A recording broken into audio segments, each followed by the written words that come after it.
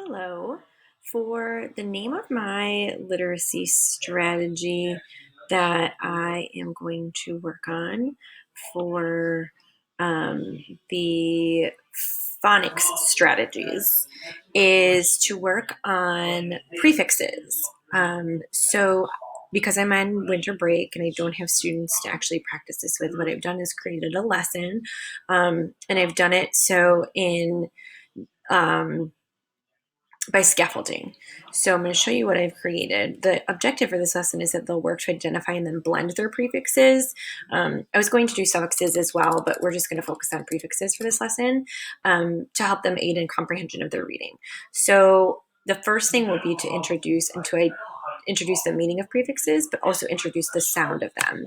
So I've created a list of the prefixes, I've created the meaning of the prefixes, and then I've given examples. So circum, meaning around, examples would be circumstance and circumvent. So once they go through the meaning of the prefixes and they work, they could even play like a matching game or do flashcards with this where I would model how to say it, and then they would repeat it. Then we would work on making meaning, doing flashcards again, saying, repeating, and doing. Then they'll move to step two. And again, this is for a higher level student, typically the high school level. So they would then define new words based on the meaning of prefixes. So I've given them a list of several words based on the prefixes that we've already worked on.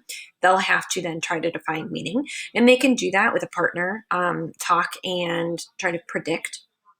And then finally, step three will be to research some new words with those prefixes and then write their meanings, as well as practicing the sound of them.